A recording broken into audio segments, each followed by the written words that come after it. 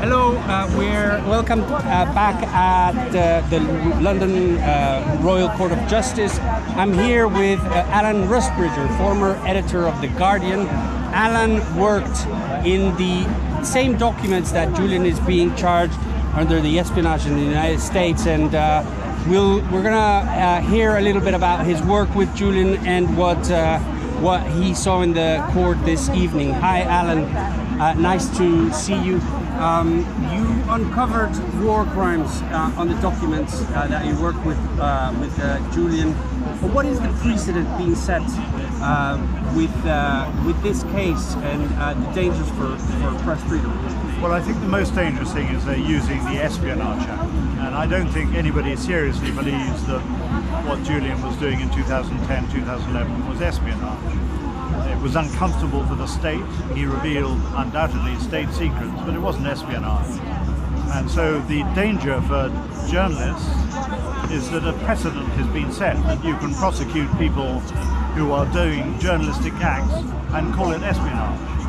And that's why people should care about this case. When you were having these discussions with your team who's investigating these documents, of course there was also lawyers involved, and you'd have to weigh in the risks of what the repercussions could be legally.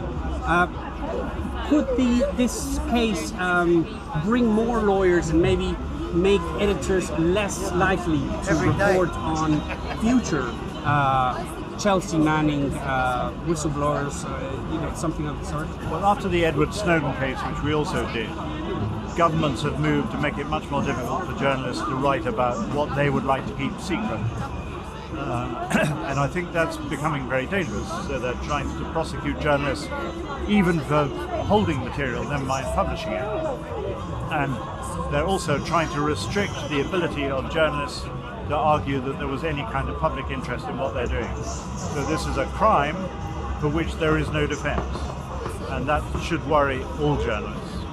Do you think that after Julian, would the government be able to come after the Guardian journalists who reported on the same documents? I think the reality is that they wouldn't dare, because they'd have to go for the New York Times and Der Spiegel and the other big newspapers that did it. So I can't see it happening.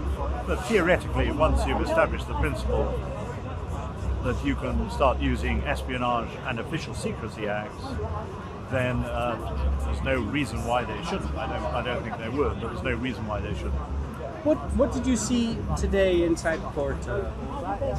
Well, today was quite a technical argument because we're now at the appeal stage, so they're really matters of law. But essentially they're saying that because espionage is a political act, that's excluded from any kind of extradition treaty. Of course, they're also saying that what he did wasn't espionage, and they're also saying that it's disproportionate. He would say he might serve 35 to 40 years, and that's disproportionate. Thank you very much, Alan. Again, Alan Rusbridger, former editor of The Guardian. We'll keep you updated as things develop. Thank you.